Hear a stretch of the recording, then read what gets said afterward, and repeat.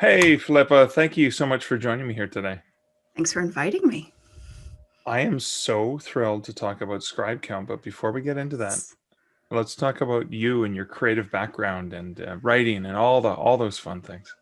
Yes, of course. Yeah. So I actually started out, readers may recognize me. My pen names are Moira Katzen and Natalie Gray, and I write science fiction and fantasy. And I got started out in 2012, released my first novel, Mahalia, to the resounding sound of crickets. And then got back up, dusted myself off, did a little research, and released the Light and Shadow trilogy, which took off, was number one in the fantasy charts for a while. That was delightful. And what year, like, how long was that between the first and That was, oh man, I think those came out in 2013. okay, So so I still quite launched all early three on. of those at once. Yep. End of 2012 was our wedding. And I like to say that just after the wedding planning was done, there was so much free time that, I wrote a trilogy in 6 months in my spare time because it was just like, oh, energy everywhere. Well, that's hilarious. So, yeah. So those came out in 2013. I heard about this delightful little thing that you could apply for called BookBub, and Mhm. and managed to snag one of those, and that was probably the first big takeoff point. So The rest is history, right? yes, it's been an interesting few years. In 2015, I was able to quit my day job and started business ghostwriting for other indie authors who had too many stories that they could not possibly finish all on their own. Oh, And wow. so helping bring those to life. And it was really fun to learn other authors' sentence structure, chapter structure, really work with them to bring those stories to life as close as possible to what they would have written themselves, and Wow. develop that. And here I am now with ScribeCount. So So that's like three major hats that you wear in yeah, the industry. Well, I mean, and not to count your multiple pseudonyms, but yeah, now yes, before we get to scribe count, mhm. because I'm really excited to go there, because I don't Yeah. want to lose this thought. I was wondering, what was it that you learned that you applied between that very first cricket experience and then the glory of the book bub and everything? um, I think it was just, I'm definitely someone who learns best by jumping into the deep end. Okay. And so the process of writing a book, I think, helped me learn a whole bunch of things that I never would have learned otherwise. Um, I think pacing was probably the most important thing. And then also the deeply painful experience that I've tried to counsel other people on of if you're having trouble coming up with the blurb for your book, it may be because there is a fatal flaw with the book. Oh, There's simply, I love that story. I love those characters to the very depth of my soul. Um, but there wasn't a clear antagonist. There were a couple of different antagonists that didn't overlap, and so there were definitely problems with the story itself. And Light and Shadow really harnessed a lot of the things that I'd learned about pacing and character arcs and all of that. So, so is kind of like maybe to use sort of an analogy or whatever, is like when you're going to do the elevator pitch, you're like, no, this building's just not tall enough. I yeah, can't. It's gonna take me forever to explain this to you. Then maybe you need to go back. exactly, exactly. And so now it's, people say, well, what should I'm trying to plot out a book. Write the blurb first Oh, wow. and make sure it all goes together, because you'll be writing off the blurb. I always do that now. Oh, If there's really? nothing more painful than getting to the end of an entire manuscript and being like, oh, this does not work at all. Well, that was a waste of 100,000 words. Yeah. Oh, that was a few months. So, well, I guess nothing to be done about it now. So I mean, So, it's obvious you have a very analytical approach, right? Looking at the business aspect as well. I mean, obviously the passion's there, but you've yes. got passion at one layer, you've got, creativity, and then you've got the analytics and stuff. And so Scribe Count, this marvelous, wondrous, magical Yes. Magical experience. What is? I know what it is because I'm excited about it. But for my listeners, because I'm just gonna drool and stuff instead of Okay, talking about what is sure. ScribeCount. So ScribeCount is a sales aggregator. It means that if you have books being sold on multiple different platforms, you don't have to log into each of those several times a day to see your sales. It is auto updating in the background. Like live-ish and Um, stuff. you can see it's magical. So you can see what percentage of your sales are coming in from different platforms, different books, different countries. Um, And we have 6 platforms right now. We've got Amazon, Apple, Draft to Digital, Kobo, Barnes and Noble, and Google. And there'll be more coming in until we run out, basically, including direct sales from authors' websites, audiobooks, all of that. And we created it because we wanted to use it, because we didn't have it available. We kept thinking that, it would be available. There's always this feeling in the indie authorverse because you're doing so much all the time. You've got your ads, you've got your writing, you've got your accounting, and so you think, well, someone's working on that. And eventually we decided to make it ourselves. And so here we are. We have this fantastic development team that we have driven completely up a wall, and narrowly avoided murder at the hands of, I'm sure, for insisting that we not store logins or session IDs or cookies or any of that, with all of our data security requests. But they came through brilliantly and have not murdered us. So here we are. Oh my God, that's a miracle in and of itself. So is this a collective of authors who basically got together and said, "Listen, we need this for ourselves. Let's create something for everyone." So Randall was the big mastermind behind it. That's Randall Wood. He's a thriller writer. And he and Suresh, who's our lead developer, got it off the ground. And Randall had been speaking about it on an author forum and looped me in and said, "Hey, would you be willing to lend your expertise here?" As I had a background in analytics and also in writing, and so could be applying those things there. And we've been working on this for a while now, and went into public beta a couple months ago, or a private beta, and then launched on the 15th. 15th So of January January. Yes. 2021. Wow. Yes. So many things to get into. So I Yes. guess it fills a major gap or a Mm-hmm. hole for indie authors.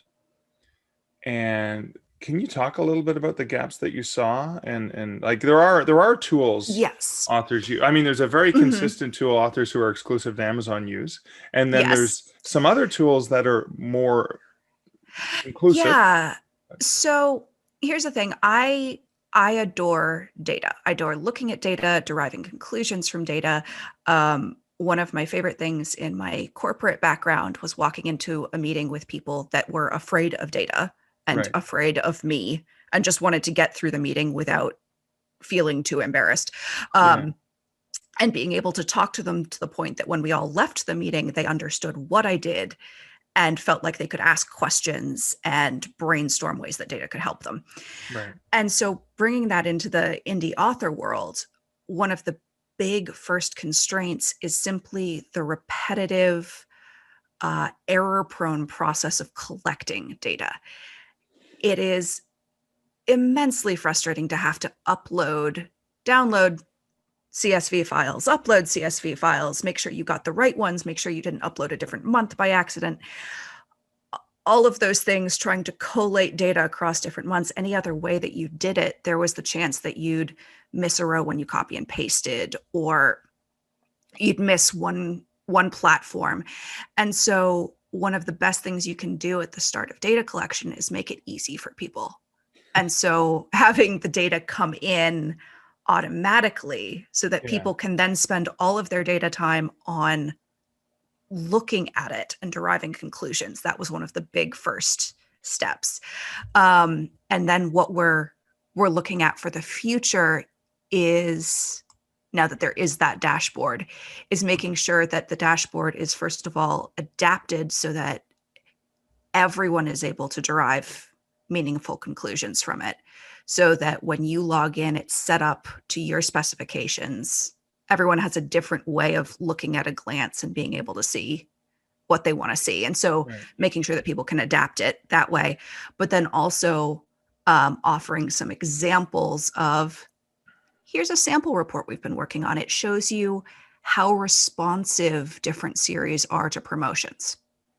Or here's an insight we've seen. This one series has really taken off, but we don't see that you've been running any promotions. Do you want to capitalize on that? Do you want to?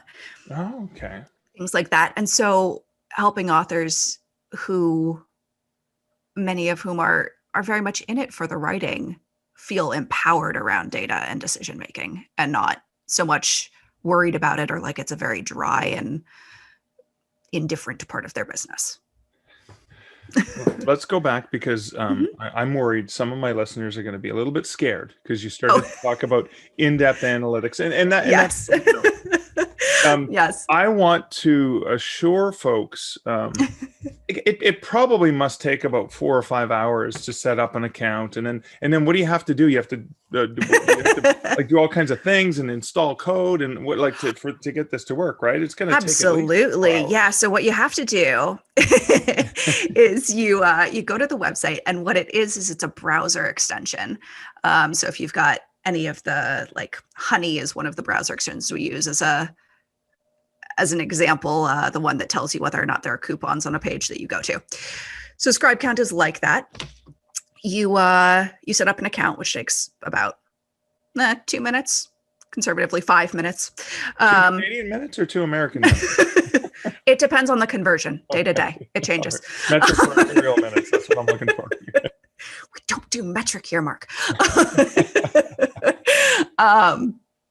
And then on your settings screen, there's six little toggly buttons that you can click to indicate which platforms you're publishing on. Okay. You follow a little link for each to enable the platform, and the data come in. That's it. It's about a 10, 15-minute process all told. And just before we got on the call, I logged on to ScribeCount, and voila, there's my monthly sales up to the minute, based on the reports from the various platforms. And not only is the data there, but like you alluded to, there's some really awesome automated built-in.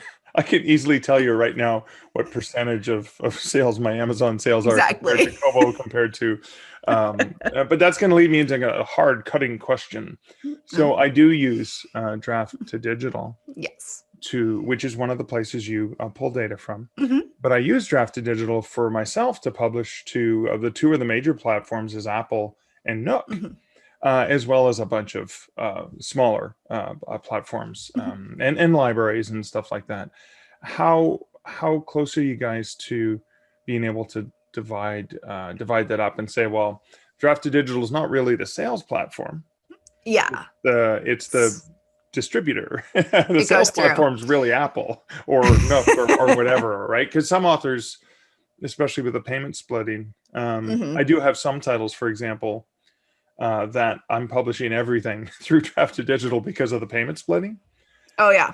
I want to know my Apple sales and my Amazon sales and my Kobo sales on those titles too. So is that a thing that's in the works? Yes, so that's in the works, and I also want to put in a brief plug here about the royalty splitting. One of the things that we will be implementing as well is your ability to say, for instance, I'm the publisher on this, but only 60% of the royalties will be mine because it's a co-written book. You can identify that. Oh. People will be able to tag that if they both have ScribeCount accounts, and they'll be able to share data between those. Okay. And so someone can log in and say, okay, this isn't published under my accounts, but I'm tagged as one of the authors of it, and I get 20% of the royalties. And so here it is. I can see, which is going to be great. In the case of the Draft to Digital splitting into different channels, I would say we're very close. The question is always what else comes in that one update. So any change that you make to the dashboard then filters and ripples through other parts of the dashboard. So adding, for instance, an arc for draft to digital. So for those of you who haven't seen ScribeCount before, your sales are presented in sunburst is what we're calling it. And so different parts of the pie chart represent different sales platforms. And you see the platform, the country, the book, and then split into ebooks, print, Kindle Unlimited reads. So for draft to digital, the question is how best do we present that? Right. We can get that data pretty well, but how do we want to put that in? Right. And show it as another layer to the sunburst? Or do we want to have another sunburst down at the bottom? All sorts of things. See, I'm of the mind. This is just myself. And may as well share the feedback while we're doing the interview, right? Yes. Like, two birds, Taking one notes. Stone. I think of Draft to Digital as a platform that helps me get to retailers. So it's not really, not that I don't care, but I don't care. I care of the retailer where I'm actually making the sales. That's the thing. Yep. When I look at where I'm getting my percentage. Now I will kind of go a little bit further and say that, so for Smashwords, which is another aggregator, they do the same thing. They go to Apple and Nook and Kobo and Amazon and all the different places, but they also are a retail platform. So Smashwords can count as a retail sales channel, even though that's just Smashwords Smashwords Sales, as opposed to sales through the distribution. So that's probably going to be a bit of a challenge. Because I mean, when you're looking at Draft to Digital, I'm sure you're looking at other distributors as well, because there's a good handful. Yeah, because we want to make sure people are able to see all of their data, and if we only have 20% of the platforms people are using, then that's not really a mandate. So yes, we're batting around, sending around various different delightfully artistically hand scribbled diagrams with little colored pencil things. Be like, what if we did it this way? And then we'll be running those past different users and saying, okay, when you just stare at this, does that tell you what you need to know, or is that confusing? Or trying to do the eye flick test, if you just look over in the middle of the day, do you get everything you need from that one little look? Yeah, because a more challenging thing for just to kind of drill into the details. Right now, I look at my platform and I see Amazon, Kobo, and Draft to Digital. Cool. I have a really good idea. Now, I do have titles published to different platforms from Smashwords, because I've been in the game for a long time. And then I have other titles published through Draft to Digital. I may have other titles published through other aggregators. But at the end of the day, all I'm looking at is, I don't care where it came from. These are my Apple sales. These are my... I mean, maybe it is useful to know where that it came from D2D to Apple. But to me, looking at the big picture is looking at where did they actually sell. That's what I'm... And now that you mentioned that, I had so that's percolating in my head. I'd been sitting there thinking, we've got the D2D slice of the pie with little colored segments shifting up to show that it's D2D Apple, D2D Barnes and Noble, D2D Tolino, which is of course its own aggregator. So then there's double layers to the aggregation with Tolino. Because some authors will be direct with Tolino, very few.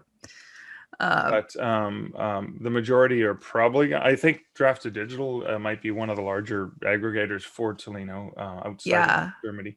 I'm not sure there are other. Well, yes, it's difficult to get to Tolino unless you're in Germany to start with. So exactly. So, but again, that's a challenge, right? Yeah, and so it's making sure that it's presented correctly, and again, giving people an option so that maybe there's a way to say, do you want to see your sales, your D2D sales in a D2D chunk, or do you want us to tack them onto the side of each pie slice with the platform? And just ask. Yeah, that's a good idea because Uh-huh. I do have titles published to Kobo from D to D, especially the payment splitting ones. Hmm. And so that should really be part of my Rakuten Kobo. So it's interesting, Yep. eh? But I guess that's I think one of the challenges you're probably running Yeah. into is different authors have different ways that they want to look at the pie. Yeah, and so it's always that making sure that we don't add so many features or options that it gets completely bogged down. It's Yeah. I don't know if you've ever used a platform for any sort of tech thing where you log in and there's so many options that you're just like, wow, I feel tired. I'm going to shut this and go away for several months. Yes. So and so we don't want to go there, and at the same time we do want to have that customize option so that people can see exactly what they want to see when they log in, because that's the whole point, is to make it easy for people to see their data at a glance and not spend ages on it. So the other thing that I think is so absolutely amazing about ScribeCount is not just that you get this great quick view. You Mhm. know, it takes me a minute to go in and see what's going on, and I don't have to log into 6 different systems. But um, the cost structure is so wonderful because beginning authors do not have to risk losing a lot of money to see if this is worth it or not. Mhm. How does it work? So I'm a beginning author. I have one title. I want to see if I want to use this. Is this Absolutely. how much is this going So to cost me? so you log in, and what we do is it's a tiered structure. It depends on what you made the prior month in Okay. sales all across the different platforms. Okay. So say you're starting out, you've published your first book, maybe like, say, for instance, me, you sold about 3 books in your first year. That was that the cricket year? That was the cricket year. I Okay. told you there's so many crickets. Um, and so you're making less than $500 a month from your writing. Still getting started out. Um, it's not going to cost you anything. So you're going to have access For the to, first week, right? While I'm testing it. nope, forever. You're going to have access to all of the analytics features there. Um, and then if you go above 500 for a month, there are payment tiers. It's 15, 20, topping out at $25 per month, Wow. for 500 to $1,000, 1,000 to 5,000, and 5,000 and above. Um, and that way, you know, going up a tier is in effect a celebration. One of my favorite comments was, wow, here's a service I hope to have to start paying for at some point, because that means that, I'm making more money. Right. Um, but we know that when you're starting out, that's not, we've been there. We've been trying to scrape everything together on our own, staring at, again, I'm going to pull from my own experience, horrible covers that we were trying to make ourselves, being like, I don't have any money for this. And if you're like me and you have my level of skill, pay for the covers, because, oh boy, can I not make them myself?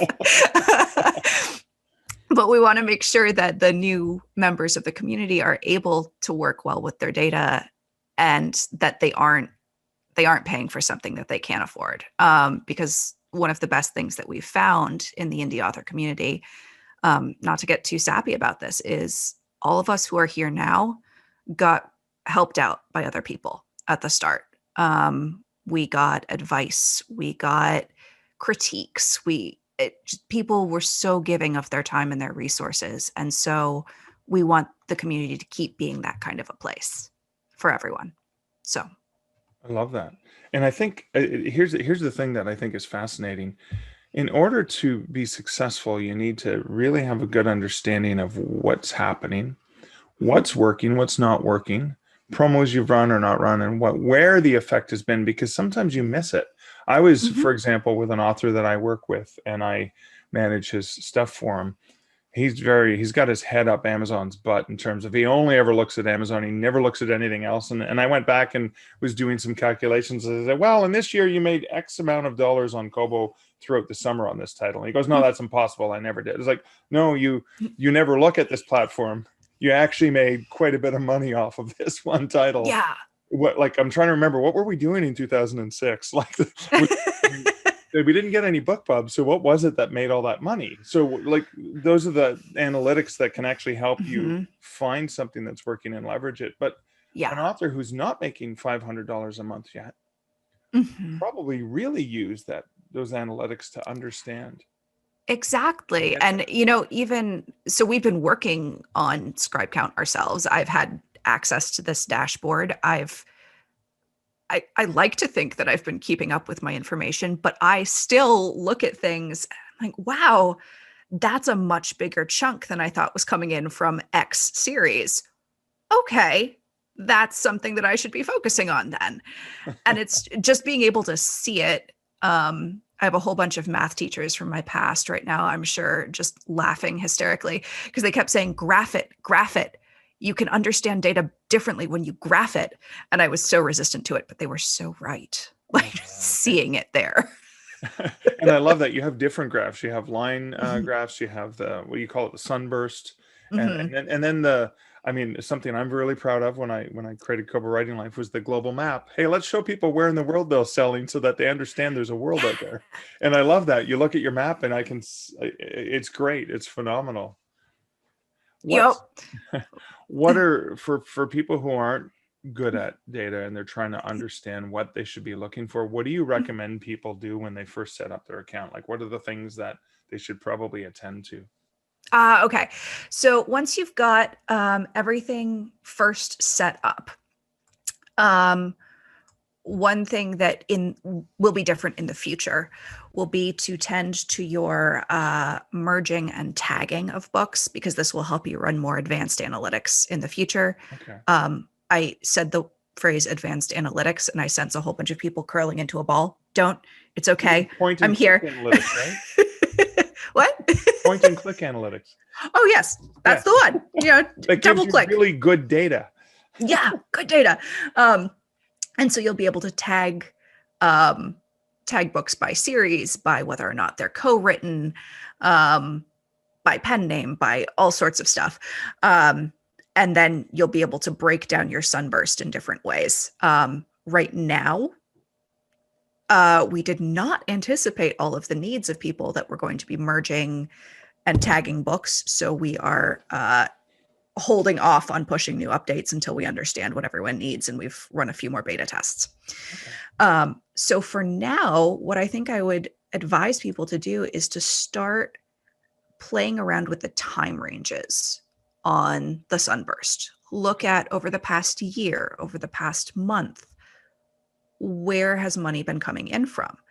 Up at the top, you can select so that you can just see by different retailers. So you could, take Amazon out of the equation and say, okay, from everywhere else, where am I selling the most at? Is there a series that's selling really well at one retailer and not another? Is there, what are the regional differences? Am I seeing a lot of sales, for instance, in my Light and Shadow series was very popular in Germany. I don't know why. It was way back at the baby start of my career. I didn't have the knowledge I had now about targeting Facebook ads or doing anything like that. Now I could make much better use of that information. But if you're a baby author now, you can. You can say, wow, I'm selling a lot in Australia. Let's target some Facebook ads. Let's apply for a BookBub internationally. And so as you play with the timelines and look at what you've done, you can see, okay, Kindle Unlimited page reads were a huge part of my income a year ago, and maybe they're not now. All right, if I've got part of my library there, part not, maybe it's time to start switching some more things out. Wow. Things like that, and looking at the map. But I think just playing with that sunburst at first is really the most useful thing. You'll notice things and be able to drill down on things that you wouldn't have seen otherwise. And I like that because you can also look at, if you don't have any series, you can look at individual titles and you can Hmm. see the retailers or the geos where they're selling well, and maybe you see a Hmm. pattern and say, "Wow, on Apple, I'm selling this title's selling well in the UK." But on, obviously on Nook, it's only selling in the US because that's the only place they sell. But on Kobo, it's selling in Australia. Like trying to figure out those things could Yeah. potentially be useful when you understand who your readers actually are. Yes, exactly. Um, who they are, where they are. Um, one of the things that you can see, and I sincerely hope none of you see this, but would be, for instance, wow, the first 3 books in my series are selling great. And then books 4 and 5 have been out for a year, and boy, did they not sell at all. Yeah. Okay, let's look at Yeah. that. Are the covers consistent? What's the call to action at the Yeah. end of book 3? Did I Yeah. did I As lose they say, the someone? first step is knowing you have a problem. So Yeah, that's true. Good, good. Wow, this is on behalf of authors, I want to thank you for this amazing tool, thank and you. also that you made it so accessible. You didn't have to be a rich author to say, "Hey, I'm going to drop $20 a month," because I'm not making $20 a month yet. So how am I going to get there, right? Yeah. Yeah, I Right. love And, we were there. We were the people going, okay, I wrote this book. Now what do I do? Stumbling around trying to create accounts and get things underway. And so, yeah, the priorities were to make ScribeCount easy to use. So it's not one more thing you're spending brain space on, and Wow. to make it accessible. Oh, that's amazing. Um, Thank you, Philippa, for Thank sharing the you. details. But where can authors find out more about ScribeCount? So you can find us at scribecount.com. You That's can hard. find us theoretically on Twitter some point soon, on Facebook. So we'll be putting out a series of blog posts. There's also a podcast that I will be hosting uh, with all sorts of details from our blog posts, from changes we're making, synthesizing different feedback, because much like a book itself, ScribeCount isn't complete until it's released into the world and people are responding to it. So, of course, we'll be making changes and updates. Yeah. Yeah, and you can always, of course, email the team. It's a small team. Don't worry about making sure you've emailed the right one of us. Your email will get where it needs to go. Happens with a small team, doesn't it? Yep. Yep. So I would say about 40% of our email communications are us pinging each other back and forth and going, okay, now that needs to go to dev. Oh, no, that needs to go to marketing. Oh man, that's fantastic. And I have to say, we're talking 5 days after your public launch. So Yes. you've only opened, it hasn't even been a full week since you've opened the kimono and said, No. "Hey, come on in, everyone." So Yes. I've seen the feedback you're getting, like on the Walk for the Yes. Win group, It's for example. fantastic. So yeah, it's kind of like, okay, data's coming in. How do we Yep. prioritize this? Yep. Very much fire hose, and just prioritizing. And I mean, you couldn't ask for a better set of feedback things. People have been so generous, with their time, with helping us beta test, with all sorts of stuff. So, So that's yet another reason to be proud of the indie author community. awesome. And last question, because I think this Mhm. is really, really important. You've made this great tool for writers. Thank you. Um, have you, because you're doing it to save them time, but has that taken away from your time in your own writing? Yes. Yes and no.